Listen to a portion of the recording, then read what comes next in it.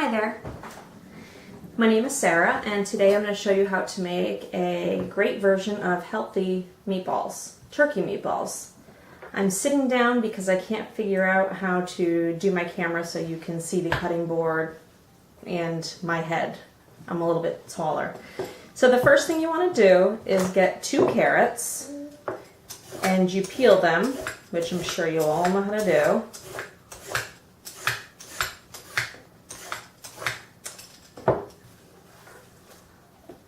And then I want you to dice it up into little pieces. Now I'm showing you how I cut a carrot into little pieces. I'm sure many of you know how to do it, but just in case there are people out there that are beginning cooks and they're really not sure, this is how I do it. It probably isn't the right way to do it, but this is how I do it. So I peel the carrot, I cut it in half, and then I cut it in quarters, or if it's a large carrot, you know, I'll cut it again. And then I just line them up and I dice them. And I know people out there that are professional chefs and have great knife skills are probably looking at me and cringing because my fingers, but I am being very careful. So this is kind of what size you want the carrots. And I already have my mixture made up, so I can use this later. And I don't have a bowl with me, so you know what, I'm just going to kind of shove these over here. The table is clean, and I will use these later for a stir fry or something. So the 2 carrots, you cut them up, and I also have a bag that I keep in my fridge, and this is of all ends. I don't like wasting things, so I keep all my veggie ends, you know, peppers, cabbage, onions, anything I use, herbs, and I put it in there, and once it gets kind of full, I boil it, and I make my own veggie broth. I have 2 daughters home today. I have my 2-year-old and my 1-year-old, and my 1-year-old woke up right when I started filming, so I had to stop it. So she is sitting over here in a high chair, so if you hear some noise, that's her. And hopefully she'll stay calm the whole time. So anyway, you take a nice sized onion, cut the ends. I'm not going to cut the whole onion up because even if it's a sweet onion, my eyes water. I put these in my veggie bag for the broth later. So that's how I cut my onion, and then I just kind of do that. I cut a line down and then I just peel it off. And sometimes the skin comes out off great, and sometimes it doesn't. And I'm not worried if I wasted a little bit of that, you know, of that layer, because I'm going to use it again in the vegetable broth.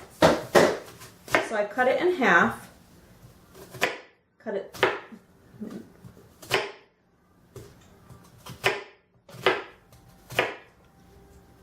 lines down like that, and then I'm going to cut lines like this, and be very, very careful with your fingers. So that's how I cut the onion, and now I'm going to cut down, and it's going to make little cubes or little diced onion parts, just like that. And it doesn't have to be perfect. Whatever way you can cut an onion into little pieces is great. Once again, I should have had a bowl ready, but this is my first video, so I don't, and I'm unprepared. So in this big bowl over here, I have, I didn't finish saying what I was going to say about the onions and the carrots. So anyway, I take the onions first and I put them in a pan with a little bit of extra virgin olive oil and cook them for a while and get them nice and caramelized.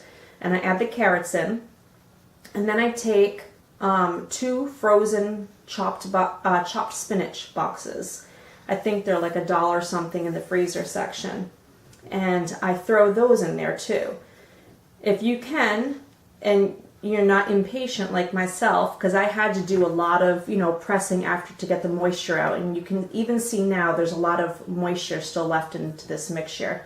But get all the moisture out of your chopped spinach, and then add it into the mixture when it's almost done, and mix it around. And make sure you let that cool off. See how I have this mixture? This is my carrots, my onions, and my spinach. And I have this sitting over here cooling off because I don't want to add something hot to the turkey mixture, the ground turkey. You don't want it to start to cook before you put it in the oven. So I have that mixture here. So, and right here, I have 2 pounds of ground turkey. Well, actually, half of this, not half of this, half of a pound of this is ground chicken. And the only reason is because it was on sale today at the market. So I made a batch of these meatballs before to make sure I had all the measurements down. So when I made the batch for you, I would know exactly what the measurements were. So I added the other half of the ground chicken to that recipe. So I kind of just chop up the turkey with a spoon. I try to use my hands the least amount as possible because I don't want the heat from my hands even touching the meat that long. But obviously when we, roll them into the balls, I will have to. So the first thing I'm going to add, there's no, rhyme or reason to me adding these things. This is just how I do it. I'm going to add my parsley. And I went outside and grabbed this out of the garden. I have some herbs that are still growing, which is nice. So I just kind of pull it off the stem. You can do it as you like. Some people use some of the stems in their food, I think, but I don't. And you'll see there's little pieces of the stems in there, and that's fine. That's not going to hurt anything. So, and once again, I'm not great with my knife skills, but this is how I cut my herbs, especially something like parsley. Basil I do a little bit different. I'm a little more fancy with my basil. But my parsley, my daughter Francesca is watching intently over there. So I take my parsley and I just kind of like bunch it up. And I just slice and I move my fingers back. Bless you. And I just keep doing that until they are in a nice size. You don't want to have huge chunks. Alright.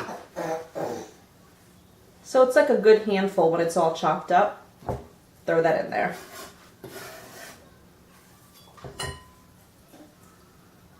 Alright, so that is, I believe, all the cutting I'm going to do because I already have this mixture pre-made. You know what, I might as well just throw that in there now. So I have it on a paper towel because I'm trying to absorb more of the moisture. So I'm just going to throw this in there. I hate when I watch cooking shows and when they cut their peppers they have so much left and they just kind of toss them. I'm very into scraping every little bit of the bowl. So, here's the mixture. I've been really trying to find different recipes, healthier versions of recipes. I've recently started a weight loss program and I've lost 33 pounds today. And so it's been really fun for me, learning different ways to cook foods that I like. So hopefully I will keep posting more videos on different recipes that I really enjoy. Alright, so I just kind of mix that up like so. Next, I have a paper over here. I wrote everything down. I have this, it's a Spice Islands, it's an Italian herb. I just like to throw some of this in. I don't really measure a lot of my stuff. I just kind of throw it in, but you might find that you like more of one herb over the other or spice. And I also throw in some ground cinnamon. I love cinnamon. I put it in everything.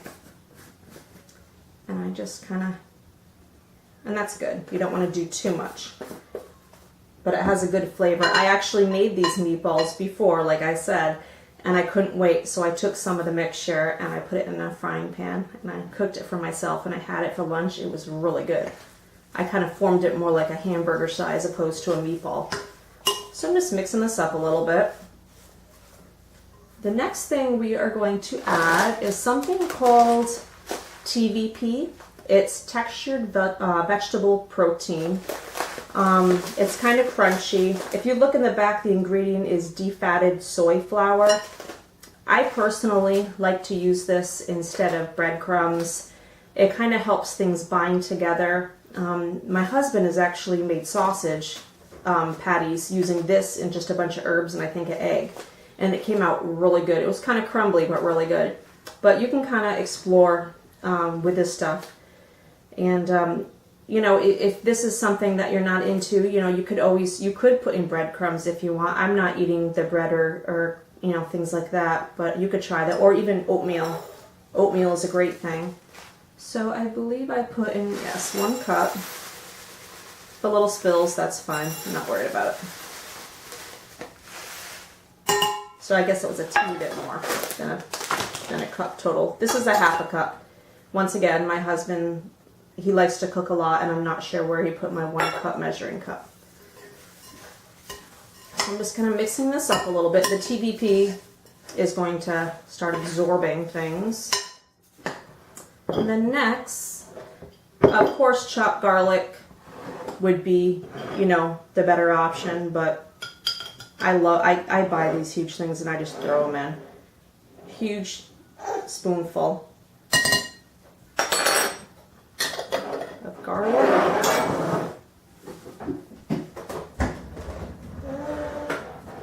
I don't know if you can see my daughter Francesca. The next thing we're going to add is 2 eggs. 2 whole eggs.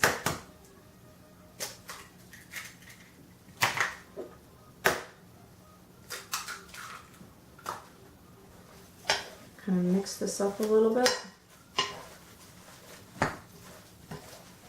It really looks nice. It's really colorful. So as I was saying, I have Francesca, who's 1. I have Sadie, who will be 2 this month on the 22nd. Last year her birthday was on Thanksgiving. That was exciting.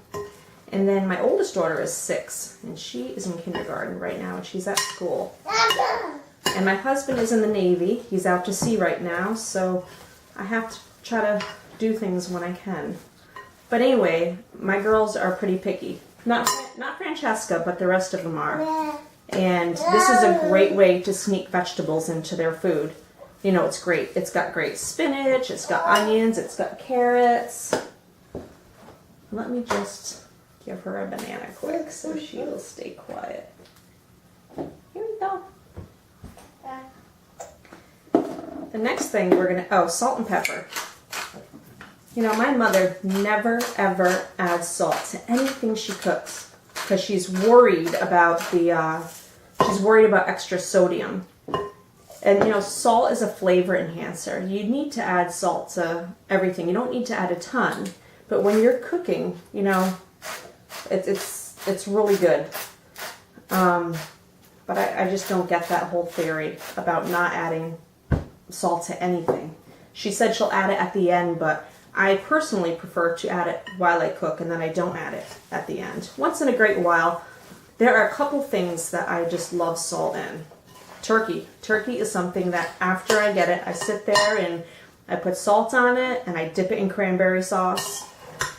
And I have a great recipe for cranberry sauce that does not involve any sugar, which I will post also. But I just salt in cranberry sauce, and that's all I add to my turkey. I've never been a gravy fan. And I've actually never been a meatball fan when I was a kid. I did not like red sauce. I did not like pasta. I still don't. And it's something I've never liked, and I think because my mom made it like 5 days a week because it was my dad's favorite. So once I got older and I got into the kitchen, I really started to experiment with different things. And I guess I appreciate it more now that I'm making, because I'm putting a lot of hard work into it, and I'm really trying different recipes. I'm not saying my mom didn't put hard work into it, but I just didn't really like the red sauce and meatballs or meatloaf or anything like that when I was a kid. But I do like it now.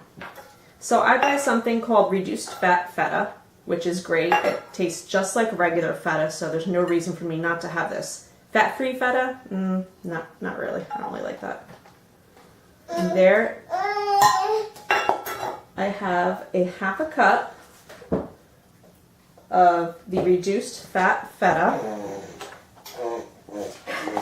She's been growling lately. I don't know if you can hear that. And there was about a half a cup left in here total, so let me just scrape that because I don't like to waste. And then I also like to buy this, the Parmesan and Romano. It's a little more expensive, but I like it. I do a lot of nice recipes with this too, where I just add this at the end and it just gives a great flavor. So I also want to do a half a cup of this.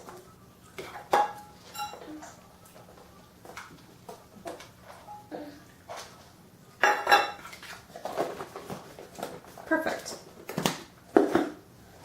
Alright, so you can see we are building this meatball mixture. It's looking really good and it's smelling good. And the last thing we're going to use is 1 cup. Where did that little spoon just go? Here it is. 1 cup of Greek yogurt, fat-free Greek yogurt.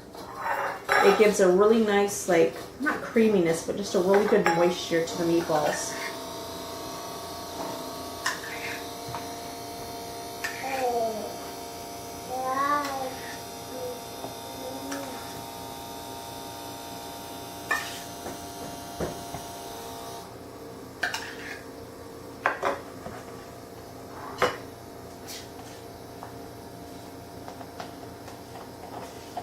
And honestly, if I wasn't videotaping right now, I wouldn't be measuring this. I would just kind of eye it and throw it in. That's how I measure stuff. Hey! Alright, so we have all the ingredients in these meatballs. And my daughter is definitely getting a little more impatient now, so I am going to try to hurry. Here, do you want to give her half of your sandwich? Let's see. That might not be what she wants. Now, I know I'm sitting on a chair, so you can see me as I talk, but I need to get up a little bit when I mix this. I really do love food with color. And this looks really great. This is definitely going to have a different consistency than probably your normal meatballs. Another thing I really like to throw into meatballs is gorgonzola. Sometimes I'll put a little chunk of gorgonzola right in the center of the meatball, and it's just so good.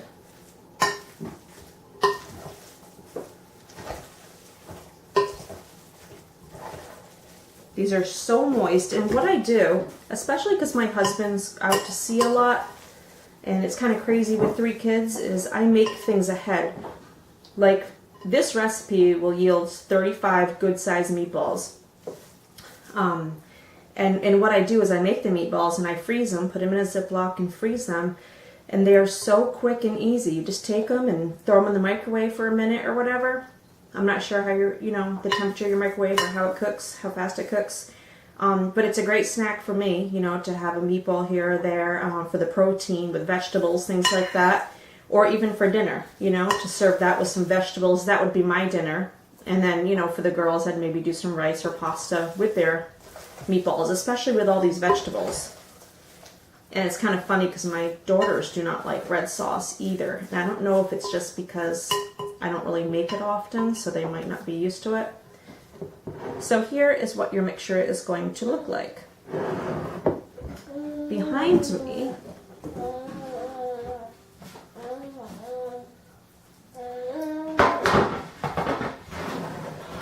I get the generic, like extra virgin olive oil. This is the store brand. And I spray the pan.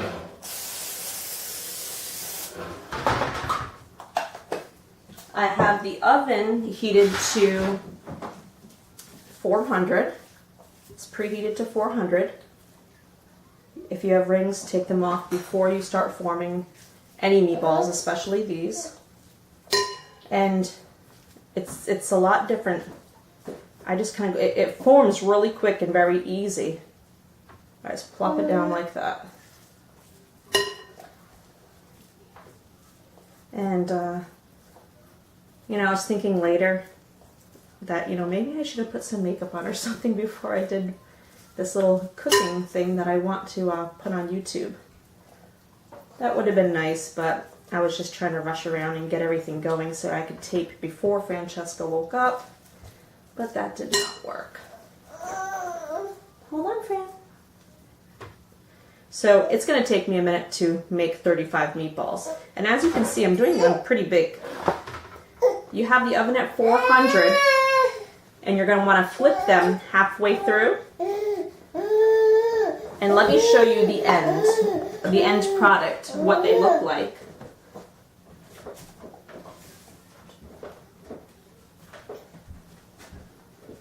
Now this is what the meatballs look like at the end. And I like how they get a nice brown crust to them. They're really good.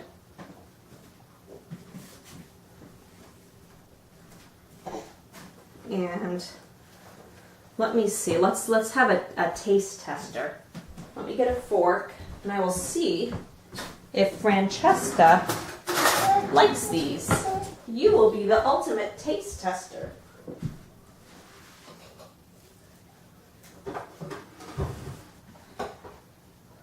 Want to try one?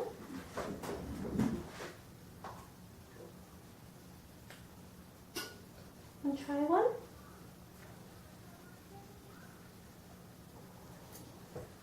I can taste the cinnamon. They're really good. Here you go. So here's my 1-year-old, and she is choosing to eat these meatballs over her peanut butter and jelly sandwich that I made her. So in my book, that is definitely a winning recipe. I think she needs a drink too. But thank you for watching my video, and please shoot any questions my way. Thank you.